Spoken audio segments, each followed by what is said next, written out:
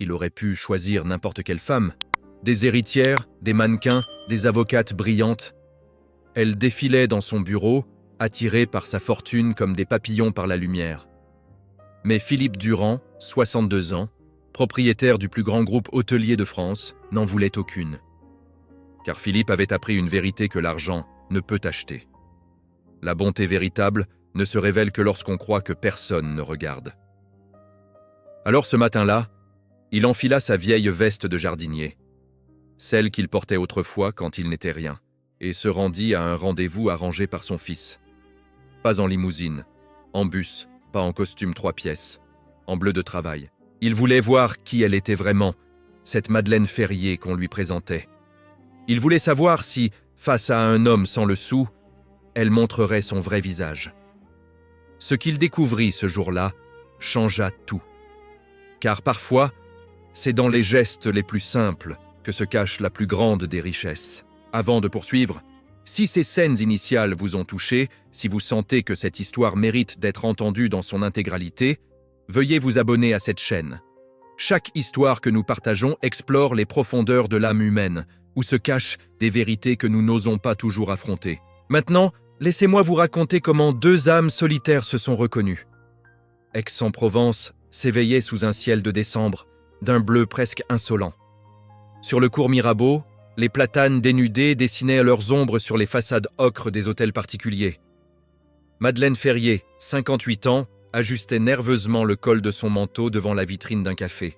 Elle se trouvait ridicule. À son âge, participer à un rendez-vous arrangé relevait presque de l'indécence. Mais sa sœur avait insisté. Simone, toujours à vouloir régenter la vie des autres. Elle avait organisé cette rencontre avec un certain Philippe, un jardinier à la retraite qui cherchait une compagne pour ses vieux jours. Un homme simple, avait-elle précisé. Pas riche, mais honnête. Madeleine avait accepté par lassitude plus que par espoir. Depuis la mort de son mari, 10 ans plus tôt, elle vivait seule dans un petit appartement du vieux Aix, entourée de ses livres et de ses souvenirs. Elle tenait un stand de brocante sur le marché du samedi, vendant des objets anciens qu'elle chinait dans les vides-greniers de la région. Une vie modeste, mais qui lui convenait. Elle poussa la porte du café et balaya la salle du regard. Un homme était assis seul au fond, près de la fenêtre. Grand, les cheveux gris coupés courts, le visage buriné par des années de travail en extérieur. Il portait une veste de velours côtelé élimée au coude et une chemise à carreaux. Quand il leva les yeux vers elle, elle fut frappée par l'intensité de son regard. Des yeux gris-bleu, vifs et perçants, qui semblaient lire au-delà des apparences. Elle s'approcha, le cœur battant malgré elle. « Monsieur Philippe ?»« Madame Ferrier, asseyez-vous, je vous en prie. » Sa voix était grave, posée. Il se leva pour l'accueillir, un geste de courtoisie devenu rare. Madeleine s'installa face à lui, les mains croisées sur la table pour masquer leur tremblement. « Je dois vous avouer, » commença-t-elle, « que je ne suis pas habituée à ce genre de situation. Ma sœur a insisté, mais je ne sais pas trop ce que je fais là. »« Moi non plus, » répondit-il avec un sourire. « Mon fils m'a pratiquement traîné ici. Il dit que je passe trop de temps seul, que je vais finir par parler aux rosiers. Vous êtes jardinier ? Je l'ai été. 40 ans à travailler la terre. Maintenant, je me contente de mon petit potager. Et vous ? Je vends des antiquités sur le marché, des objets anciens, des souvenirs d'un autre temps. Rien de très lucratif, mais j'aime l'idée de donner une seconde vie aux choses oubliées. » Philippe l'observait avec une attention qui la troublait. Pas le regard condescendant qu'elle avait craint, celui d'un homme jaugeant sa valeur. Plutôt une curiosité sincère, presque enfantine. « Vous savez ce que j'aime chez les jardiniers et les brocanteurs ?» dit-il. « Nous sommes des gens qui croient aux secondes chances. Les plantes qu'on croit mortes peuvent refleurir. Les objets abandonnés peuvent retrouver leur éclat. C'est une belle façon de voir les choses. C'est la seule qui m'ait permis de tenir, certains jours. » Le serveur s'approcha. Philippe commanda un café noir, Madeleine un thé au jasmin. Le silence qui suivit n'était pas gênant. Il avait cette qualité rare des silences partagés, ceux qui n'ont pas besoin d'être remplis. C'est alors qu'une vieille femme entra dans le café. Mal vêtue, le visage marqué par les années de rue, elle s'approcha du comptoir et demanda timidement si elle pouvait avoir un verre d'eau. Le patron, Un homme ventru au tablier taché la toisa avec mépris. On n'est pas une fontaine publique. Si tu veux quelque chose, tu paies. Sinon, dehors. La vieille femme baissa la tête et se dirigea vers la sortie. Madeleine sentit quelque chose se serrer dans sa poitrine. Elle se leva d'un bond. « Madame! Attendez !» Elle rejoignit la vieille femme avant qu'elle n'atteigne la porte et la guida doucement vers sa table. « Asseyez-vous avec nous. Vous avez faim ?» Sans attendre la réponse, elle fit signe au serveur. « Un repas complet pour madame. Le plat du jour, du pain et un dessert. Je paie. » Le patron ouvrit la bouche pour protester, mais quelque chose dans le regard de Madeleine l'en dissuada. Philippe, lui, n'avait pas bougé. Il observait la scène en silence, les mains jointes devant son visage, une expression indéchiffrable sur ses traits. La vieille femme, les yeux humides, balbutia des remerciements. Madeleine lui tapota la main avec douceur. On a tous connu des jours difficiles, ce n'est pas grand-chose. Ce qu'elle ne savait pas, c'est que ce geste venait de changer le cours de sa vie. Philippe rentra chez lui ce soir-là dans un état second. Non pas dans le petit pavillon de banlieue que Madeleine imaginait, mais dans une villa surplombant la baie de Cassis, avec vue sur les calanques et piscine à débordement. Son fils, Étienne, l'attendait dans le salon, un verre de whisky à la main. Alors, comment était-elle ? Extraordinaire. Le mot était sorti spontanément, sans la prudence habituelle de Philippe. Étienne haussa un sourcil, surpris. Extraordinaire ? Toi qui n'as jamais un mot gentil pour personne ?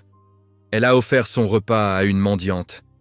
Sans hésitation, sans calcul, comme si c'était la chose la plus naturelle du monde. Et c'est tout ce qu'il te faut pour tomber amoureux ? Un acte de charité ? Je ne comprends pas.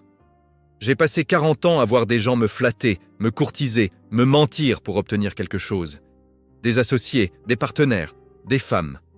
Ils souriaient devant moi et me poignardèrent dans le dos dès que j'avais le dos tourné. Madeleine ne savait pas qui j'étais. Pour elle, je n'étais qu'un vieux jardinier sans le sou. Et pourtant, elle m'a traité avec respect. Elle a traité cette pauvre femme avec dignité. C'est rare, c'est précieux. Étienne posa son verre et s'assit en face de son père. « Tu comptes lui dire la vérité ? » ?»« Pas encore. Je veux être sûr. Je veux la connaître vraiment, sans que l'argent ne fausse tout. Et si elle l'apprend autrement, tu sais comment sont les gens, quelqu'un finira par parler. Je prendrai ce risque. » Le lendemain, Philippe retourna sur le marché d'Aix-en-Provence. Il trouva le stand de Madeleine coincé entre un vendeur de savons artisanaux et une marchande de miel de lavande.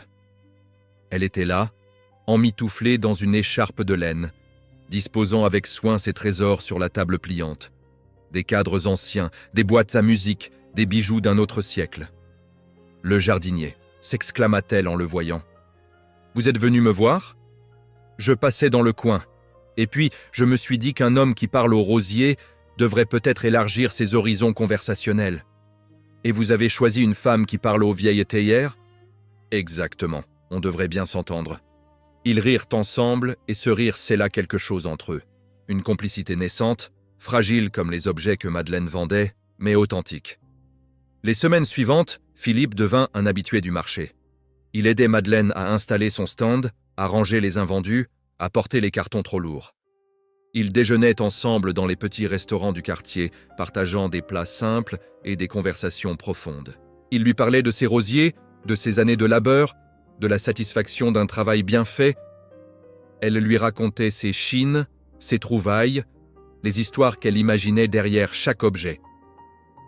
Mais Philippe cachait quelque chose, et ce mensonge commençait à lui peser. Un jour, alors qu'il rangeait le stand après une journée de marché, une limousine noire s'arrêta devant eux. Un homme en costume 3 pièces en descendit et s'approcha de Philippe. « Monsieur Durand, nous vous cherchons partout. Le conseil d'administration a besoin de votre signature pour le rachat de la chaîne hôtelière espagnole. »« Pas maintenant, » marmonna Philippe entre ses dents. « Monsieur Durand ?» répéta Madeleine, interdite. « Je croyais que vous vous appeliez Philippe Martin. C'est compliqué. »« Compliqué ? Vous m'avez menti sur votre nom ?»« Sur mon nom, oui, mais sur rien d'autre. Madeleine, laissez-moi vous expliquer. »« M'expliquer quoi ? Que vous vous êtes moqué de moi depuis le début ?» Elle recula d'un pas, le visage fermé. Philippe vit dans ses yeux quelque chose qui lui brisa le cœur. Non pas de la colère, mais de la déception. La déception de quelqu'un qui avait osé faire confiance et qui se retrouvait trahi. Madeleine, tout ce que je vous ai dit sur ma vie, sur mes valeurs, c'était vrai. J'ai voulu vous connaître sans que l'argent ne s'interpose entre nous. L'argent? Quel argent? L'homme en costume intervint, impatient. Monsieur Durand est le PDG du groupe Durand Hospitality. 47 hôtels de luxe en Europe. Fortune estimée à 300 millions d'euros. Maintenant, si vous voulez bien... Madeleine le regarda comme si elle voyait un fantôme. 300 millions? Et vous venez sur le marché m'aider à vendre des vieilles tasses ébréchées? Ce n'était pas une moquerie, c'était réel. Mais elle avait déjà tourné les talons, emportant avec elle les morceaux de quelque chose qui aurait pu être beau. Madeleine ne dormit pas cette nuit-là. Elle resta assise dans son petit salon, entourée de ses objets anciens, à ressasser les événements de la journée. Un milliardaire. Elle avait partagé ses repas, ses confidences, ses espoirs avec un homme qui possédait des hôtels de luxe dans toute l'Europe. Et pendant tout ce temps, elle lui avait parlé de ses difficultés à boucler les fins de mois, de ses économies qui fondaient, de son frère qui lui réclamait sans cesse de l'argent. Son frère, Gérard Ferrier. À cette pensée, son estomac se noua. Gérard l'avait appelé la veille, comme chaque semaine. Toujours les mêmes demandes, les mêmes supplications. Sa femme, Nathalie, avait besoin d'une nouvelle voiture. Leur fils, Kevin, cherchait du travail et avait besoin d'argent pour tenir. Le loyer était en retard. Les factures s'accumulaient. Madeleine avait donné encore et encore. Pendant des années. Parce que c'était son frère, parce que c'était la famille, parce qu'on ne laisse pas tomber les siens. Mais chaque euro qu'elle donnait creusait un peu plus le gouffre de sa propre précarité. Et il y avait autre chose. Quelque chose qu'elle n'avait jamais dit à personne, pas même à Philippe. Une blessure si profonde qu'elle avait appris à ne plus la regarder en face. Sa fille, Lucie, disparue il y a 30 ans. Madeleine avait eu Lucie très jeune, à 18 ans, d'une relation sans lendemain. Elle vivait alors chez ses parents, dans une ferme du Luberon. Gérard, son frère aîné, avait pris les choses en main. Il avait convaincu leurs parents que Madeleine était trop jeune pour élever un enfant, que ce serait un fardeau pour toute la famille. Il avait trouvé une solution, avait-il dit. Quand Madeleine s'était réveillée après son accouchement, on lui avait annoncé que le bébé n'avait pas survécu. Une mort néonatale, avait dit le médecin. Ces choses arrivent parfois. Elle avait pleuré pendant des mois. Puis elle avait appris à vivre avec ce vide, à le combler avec d'autres choses. Son mariage avec Henri, qui n'avait jamais réussi à avoir d'enfant. Son travail de comptable, puis sa reconversion dans la brocante après le décès d'Henri. Une vie construite sur les ruines d'un deuil jamais vraiment fait. Mais parfois, la nuit, elle rêvait d'une petite fille aux boucles brunes qui l'appelait maman. Et elle se réveillait en pleurs, les bras tendus vers un fantôme. Le téléphone sonna, l'attirant de ses pensées. C'était Gérard. « Madeleine, t'as vu l'heure qu'il est ? » « Il est minuit, Gérard, qu'est-ce que tu veux ? J'ai entendu dire que tu fréquentais un type riche, le patron des hôtels Durand. »« Comment tu sais ça ? Les nouvelles vont vite. Écoute, j'ai un service à te demander. »« Encore ? C'est important. Kevin a des ennuis, des dettes de jeu, des gens dangereux. Il lui faut 50 000 euros, sinon... »« 50 000 ? Tu es fou. Je n'ai pas cet argent. »« Mais ton copain milliardaire, lui, il l'a, demande-lui. C'est pour la famille. » « Ce n'est pas mon copain, et même si c'était le cas, je ne lui demanderai jamais d'argent. Tu préfères que ton neveu se fasse casser les jambes ? Gérard, je t'ai donné tout ce que je pouvais pendant des années. Je n'ai plus rien. Je suis désolé pour Kevin, mais je ne peux pas t'aider cette fois. Tu ne peux pas ou tu ne veux pas ? Tu as toujours été égoïste, Madeleine. Toujours à penser à toi. Même quand on était gamin. Même quand... Il s'interrompit.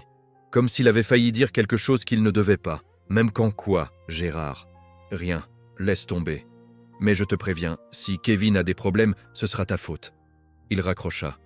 Madeleine resta immobile, le téléphone à la main, le cœur battant. Quelque chose dans la voix de son frère l'avait troublée. Une hésitation, une culpabilité mal dissimulée. Et soudain, une pensée terrible lui traversa l'esprit. Une pensée qu'elle avait refoulée pendant 30 ans. Et si Lucie n'était pas morte ? Philippe n'avait pas abandonné. Chaque jour, il retournait sur le marché, espérant croiser Madeleine. Mais son stand restait vide. Les autres marchands lui apprirent qu'elle avait pris quelques jours de repos. Problème personnel, disait-il, sans en savoir davantage. Il finit par trouver son adresse dans l'annuaire et se rendit chez elle un matin, un bouquet de roses à la main. Des roses de son jardin, celles qu'il cultivait lui-même depuis des années. Madeleine ouvrit la porte, les yeux cernés, le visage pâle. Elle ne sembla même pas surprise de le voir. « Je me doutais que vous viendriez. Je ne pouvais pas vous laisser partir comme ça, pas sans m'expliquer. » Entrez. L'appartement était petit mais chaleureux, rempli d'objets anciens qui racontaient chacun une histoire. Philippe s'assit dans un fauteuil défraîchi pendant que Madeleine préparait du thé. « Je vous ai menti, commença-t-il, sur mon nom, sur ma fortune, mais pas sur qui je suis vraiment.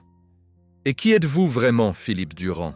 Un homme qui a passé sa vie à construire un empire et qui s'est retrouvé seul au sommet. Ma femme est morte il y a 15 ans. Mon fils me parle à peine, sauf quand il s'agit d'affaires.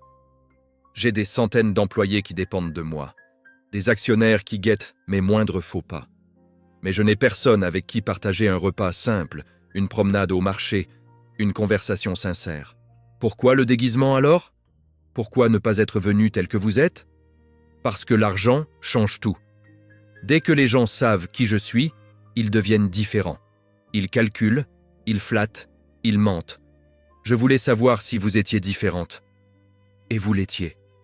Ce jour-là, au café, quand vous avez offert votre repas à cette vieille femme, j'ai su que vous étiez quelqu'un de vrai. Et maintenant que je sais la vérité. Maintenant, c'est à vous de décider. Je vous demande juste une chose. Jugez-moi sur mes actes, pas sur mon compte en banque. » Madeleine le regarda longuement. Puis elle prit une grande inspiration. « Il y a quelque chose que je dois vous dire aussi. Quelque chose que je n'ai jamais dit à personne. » Elle lui raconta tout. Lucie, l'accouchement, la mort annoncée, les doutes qui la rongèrent depuis des jours, la conversation avec son frère, cette hésitation suspecte dans sa voix. Philippe l'écouta sans l'interrompre. Quand elle eut fini, il prit ses mains dans les siennes. « On va découvrir la vérité. J'ai des ressources, des contacts. Si votre fille est vivante, on la retrouvera. Pourquoi feriez-vous ça pour moi ? Parce que c'est ce qu'on fait quand on tient à quelqu'un. » Les jours suivants, Philippe mobilisa ses équipes. Détectives privés, avocats, généalogistes. Ils fouillèrent les archives de l'hôpital où Madeleine avait accouché, interrogèrent d'anciens employés, suivirent des pistes oubliées. Et ce qu'ils découvrirent confirma les pires craintes de Madeleine. Lucie n'était pas morte. Elle avait été vendue à un couple stérile contre une somme de 20 000 francs. L'intermédiaire de la transaction, Gérard Ferrier, le propre frère de Madeleine. Il est des vérités qui, une fois révélées, ne peuvent plus être ignorées. Des vérités qui transforment le passé et redéfinissent l'avenir. Si cette histoire résonne en vous, si vous sentez que les chapitres à venir pourraient éclairer des zones d'ombre que vous portez peut-être vous aussi, restez avec nous. Le chemin de Madeleine vers la vérité ne fait que commencer, et ce qu'elle découvrira pourrait bien changer votre regard sur la famille, la trahison et le pardon. La confrontation eut lieu un dimanche matin, chez Gérard, dans le pavillon de banlieue qu'il habitait avec sa femme Nathalie. Madeleine était venue accompagnée de Philippe et d'un avocat. Elle avait les documents en main, les preuves irréfutables de ce qui s'était passé 30 ans plus tôt. Gérard ouvrit la porte, le visage encore ensommeillé. Quand il vit sa sœur et l'homme à ses côtés, son expression changea. « Madeleine, qu'est-ce que tu fais là ? Et c'est qui, lui ? » ?»« C'est Philippe Durand, mon ami. On peut entrer ? » On a à parler. « Maintenant ? Il est 8 heures du matin. C'est important. » Ils s'installèrent dans le salon, sous les regards méfiants de Nathalie qui préparait du café dans la cuisine adjacente. Madeleine posa les documents sur la table basse. « Je sais tout, Gérard. Je sais ce que tu as fait il y a 30 ans. »« De quoi tu parles ? » ?»« Lucie, ma fille. Tu l'as vendue. »« C'est n'importe quoi. Lucie est morte à la naissance. Tu le sais bien. J'ai les preuves. Le registre de l'hôpital a été falsifié. Le médecin qui a signé le certificat de décès a avoué sur son lit de mort avoir été payé pour mentir. L'intermédiaire de la transaction était toi. 20 000 francs. C'est ce que valait ma fille à tes yeux. Gérard blêmit. Nathalie s'arrêta de préparer le café, figée sur place. Tu racontes n'importe quoi, balbutia Gérard. C'était pour ton bien. Tu étais trop jeune, tu n'aurais pas pu t'en occuper. Pour mon bien? Tu m'as fait croire que mon enfant était mort. Tu m'as volé 30 ans de sa vie. Et alors, qu'est-ce que ça change maintenant? C'est du passé. Ce qui change, c'est que je vais retrouver ma fille. Et toi, tu vas payer pour ce que tu as fait. Payer? Avec quel argent? Je n'ai rien. Pas avec de l'argent, avec la justice. L'avocat de Philippe prit la parole. Monsieur Ferrier, le trafic d'enfants est un crime imprescriptible dans certaines circonstances. Avec les preuves dont nous disposons, vous risquez jusqu'à 10 ans de prison. 10 ans? Vous plaisantez. Je ne plaisante jamais sur ces sujets. Cependant, ma cliente est disposée à ne pas porter plainte, à une condition. Laquelle? Que vous nous disiez exactement à qui vous avez vendu l'enfant et où elle se trouve aujourd'hui. Gérard s'effondra sur sa chaise. Nathalie, en larmes, le suppliait de se taire, de ne rien dire, de penser à leur fils Kevin. Mais Gérard savait qu'il n'avait plus le choix. C'était un couple de lions, finit-il par avouer. Les Beaumont, ils ne pouvaient pas avoir d'enfants. Ils ont payé cash et sont partis s'installer en Bretagne. Je ne sais pas ce qu'ils sont devenus. Leur adresse de l'époque? Je ne m'en souviens plus. C'était il y a 30 ans. Réfléchis bien, Gérard, dit Madeleine d'une voix glaciale. Parce que si tu me mens encore une fois, je te jure que tu finiras tes jours en prison. Gérard ferma les yeux, cherchant dans sa mémoire les fragments d'un passé qu'il avait voulu oublier. Rue des Lilas, à Villeurbanne. C'est tout ce que je sais. C'était suffisant pour commencer. Les recherches prirent plusieurs semaines. Les Beaumont avaient quitté Villeurbanne au début des années 90 pour s'installer en Bretagne, comme Gérard l'avait dit. Le père, Marcel Beaumont, était décédé en 2008. La mère, Jeanne, vivait dans une maison de retraite à Saint-Malo, atteinte d'Alzheimer. Mais leur fille adoptive, celle qu'ils avaient appelée Sophie, était bien vivante. Sophie Beaumont, 30 ans, vivait à Rennes, où elle travaillait comme infirmière dans un hôpital pour enfants. Elle était mariée, mère de 2 garçons, une femme accomplie, épanouie, ignorant tout de ses véritables origines. Madeleine reçut ces informations un soir de janvier, assise dans le salon de Philippe. Elle regardait les photos que les détectives avaient prises, des clichés volés d'une jeune femme sortant de l'hôpital, poussant une poussette dans un parc, riant avec ses enfants. « Elle me ressemble », murmura-t-elle. « Regarde ses yeux. » Et ce sourire. C'est le même que sur les photos de moi à son âge. Qu'est-ce que tu veux faire maintenant? Je ne sais pas, elle a une vie, une famille, des parents qu'elle a aimés, même s'ils lui ont menti sur ses origines. Est-ce que j'ai le droit de débarquer et de tout bouleverser? Tu es sa mère biologique, celle qui l'a portée pendant 9 mois et qui l'a perdue avant même de la connaître. Mais elle a été élevée par d'autres. Ce sont eux qui l'ont bercée quand elle pleurait, qui l'ont soignée quand elle était malade, qui l'ont accompagnée à l'école. Qu'est-ce que je suis, moi, à côté de ça? Tu es la femme qui ne l'a jamais oubliée, qui a rêvé d'elle pendant 30 ans, qui l'a cherchée dès qu'elle a su la vérité. Ça compte aussi. Et si elle ne veut pas me connaître, c'est un risque. Mais si tu ne tentes rien, tu passeras le reste de ta vie à te demander ce qui aurait pu être. Madeleine resta silencieuse un long moment. Puis elle prit sa décision. J'irai la voir. Je lui dirai la vérité. Et après, ce sera à elle de choisir. Le voyage à Rennes eut lieu 2 semaines plus tard. Philippe l'accompagna, mais resta à l'hôtel pour lui laisser l'espace dont elle avait besoin. Madeleine se présenta seule devant la maison de Sophie, un petit pavillon avec un jardin où jouaient 2 enfants. Elle sonna. Une jeune femme ouvrit, le visage fatigué mais souriant. « Oui? Sophie Beaumont? C'est moi? Vous êtes? Je m'appelle Madeleine Ferrier, et je crois que je suis votre mère biologique. » Le sourire de Sophie se figea. Elle regarda Madeleine comme si elle voyait un fantôme. « Ma mère biologique est morte il y a longtemps. C'est ce que mes parents m'ont dit. Vos parents vous ont menti, comme on m'a menti à moi. » Et Madeleine lui raconta tout. La conversation dura des heures. Sophie avait fait entrer Madeleine, envoyé ses enfants jouer dans le jardin, appelé son mari pour qu'il ne s'inquiète pas de son retard au dîner. Elle s'était installée dans le salon, face à face, 2 femmes que le destin avait séparées et que la vérité réunissait enfin. Sophie avait pleuré. De colère d'abord, contre ses parents adoptifs qu'elle avait aimés et qui lui avaient caché la vérité. De tristesse ensuite, pour toutes ces années perdues, ces anniversaires célébrés sans savoir qu'une autre femme, quelque part, pensait à elle. Et de joie, enfin une joie timide et fragile, à l'idée de découvrir qui elle était vraiment. « Je ne sais pas quoi ressentir », avoua-t-elle. « Une partie de moi veut vous haïr, vous, mon oncle, tous ceux qui ont participé à ce mensonge. Et une autre partie veut juste comprendre. »« Je ne te demande pas de m'aimer, » répondit Madeleine, « ni même de me pardonner ce que je n'ai pas su empêcher. Je voulais juste que tu saches la vérité, que tu saches que je ne t'ai jamais abandonné. »« Mais pourquoi maintenant, après 30 ans ?»« Parce que j'ai cru pendant 30 ans que tu étais morte. On m'a dit que tu n'avais pas survécu à l'accouchement.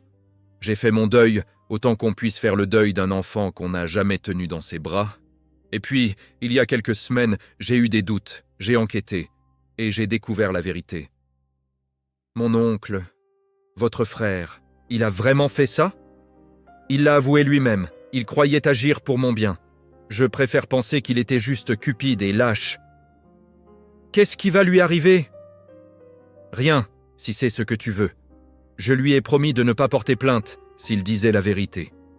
C'était la condition pour te retrouver. Mais si tu préfères qu'il soit poursuivi, non. Ce qui est fait. Je ne veux pas de procès, de scandale.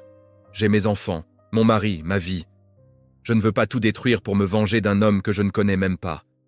Tu es plus sage que moi. Je l'aurais étranglé de mes propres mains si j'avais pu.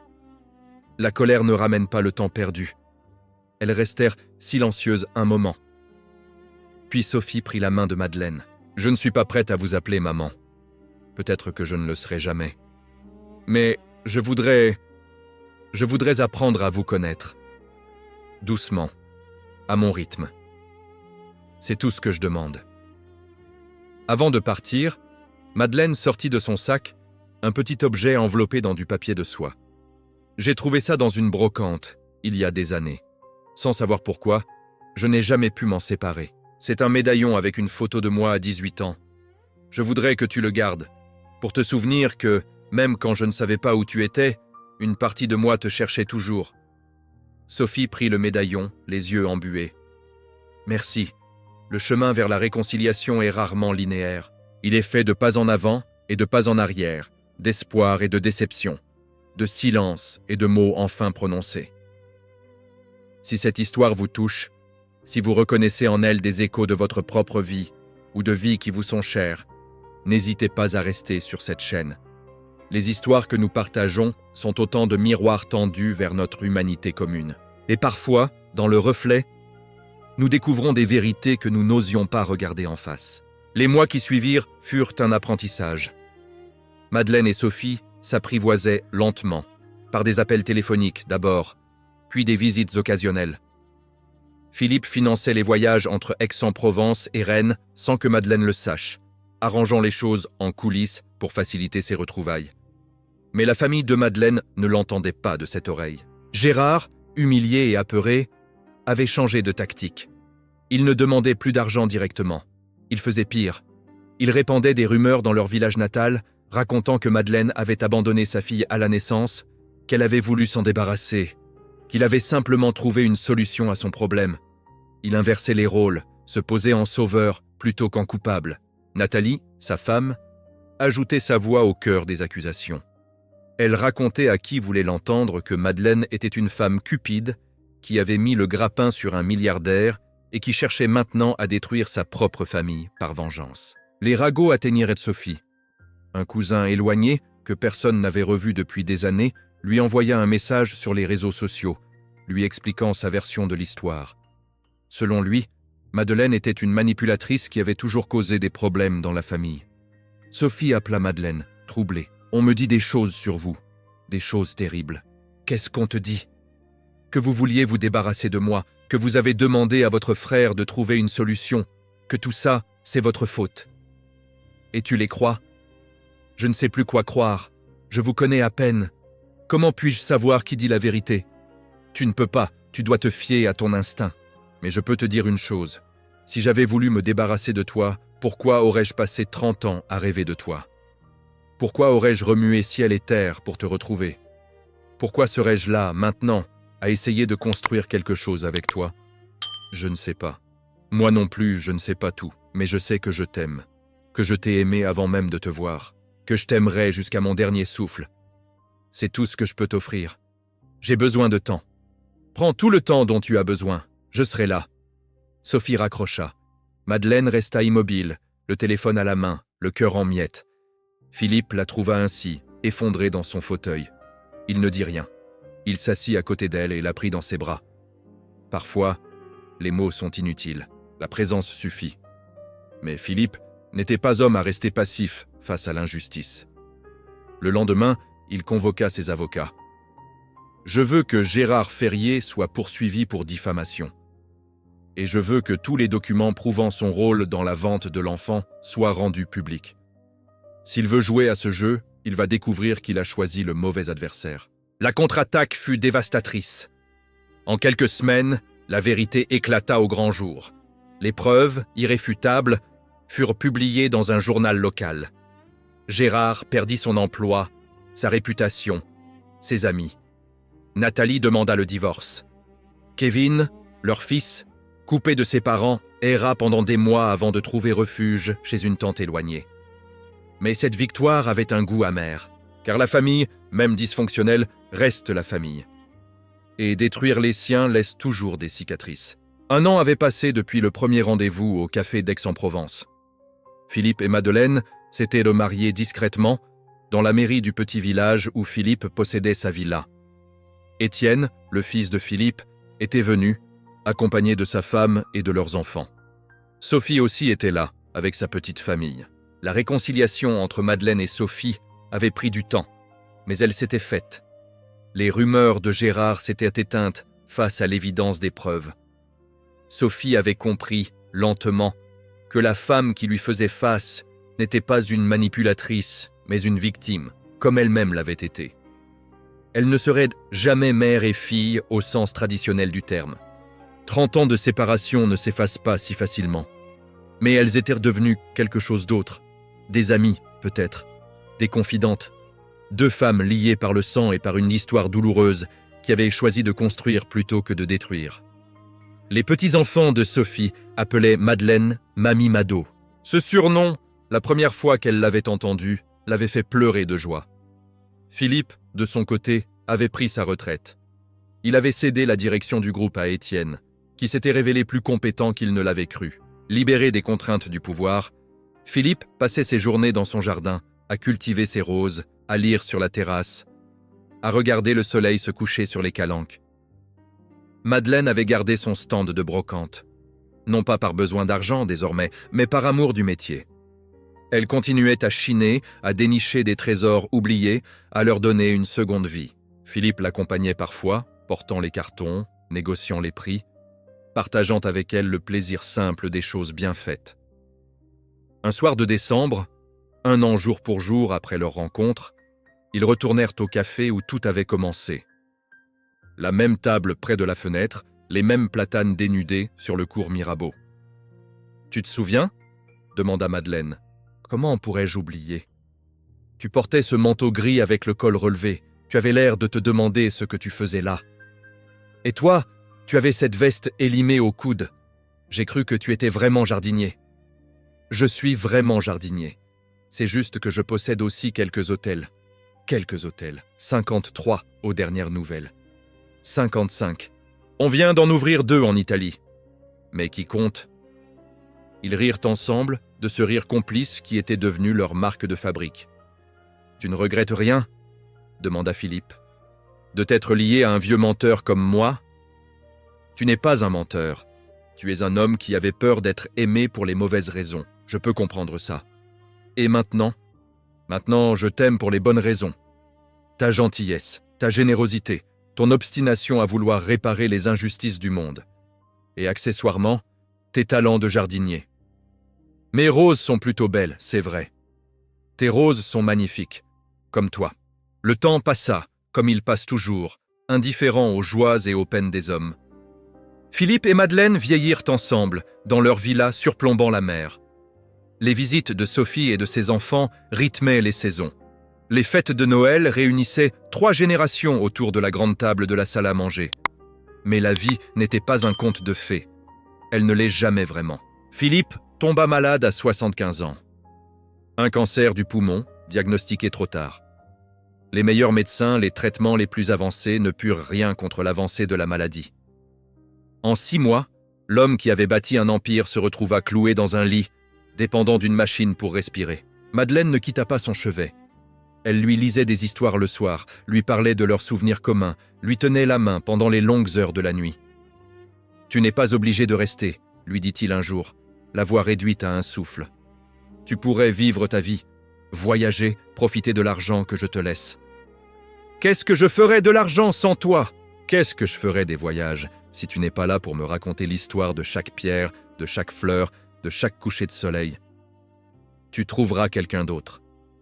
Je ne veux personne d'autre. Je te veux toi, jusqu'au bout.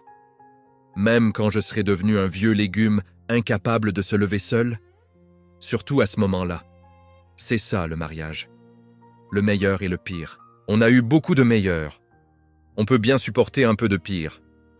Philippe mourut un matin de mars, alors que les amandiers en fleurs couvraient la Provence de leur blancheur fragile. Madeleine était à ses côtés, lui tenant la main. Il s'éteignit doucement, sans douleur, comme une bougie qui s'éteint quand la cire est épuisée. L'enterrement réunit des centaines de personnes. Des employés du groupe, des associés, des personnalités du monde des affaires, mais aussi des marchands du marché d'Aix-en-Provence, des voisins, des amis simples qui avaient connu Philippe non pas comme un milliardaire, mais comme un homme bon. Sophie prononça l'éloge funèbre. Elle parla de cet homme qu'elle avait appris à connaître sur le tard, qui avait aidé sa mère biologique à la retrouver, qui avait accueilli sa famille sans jamais demander quoi que ce soit en retour. Philippe Durand n'était pas parfait, dit-elle. Il a menti à ma mère au début de leur relation. Il a caché sa fortune, sa position, son pouvoir. Mais il l'a fait pour les bonnes raisons. Il voulait être aimé pour ce qu'il était, pas pour ce qu'il possédait. Et ma mère l'a aimé ainsi, sans condition, sans calcul. Juste un homme et une femme qui se sont reconnus dans un café, un matin de décembre. C'est peut-être ça, au fond, le véritable amour. Se reconnaître, malgré les masques, malgré les mensonges, malgré les blessures. Se reconnaître et choisir de rester. Madeleine pleura ce jour-là. Elle pleura les jours suivants, les semaines suivantes. Le deuil est un chemin qu'on parcourt seul, même entouré des siens. Mais un matin de mai, alors que le soleil inondait la terrasse de sa lumière dorée, elle se leva et sortit dans le jardin. Les roses de Philippe étaient en fleurs, des dizaines de variétés, cultivées avec amour pendant des années. Elle en cueillit une, la porta à son visage, respira son parfum. Et elle sourit. Philippe était parti. Mais ce qu'il lui avait donné restait. L'amour. La réconciliation avec sa fille. La certitude d'avoir été aimée vraiment, profondément, sans condition. Elle retourna à son stand de brocante le samedi suivant. Les autres marchands l'accueillirent avec chaleur, sans poser de questions. La vie reprenait son cours, comme elle le fait toujours.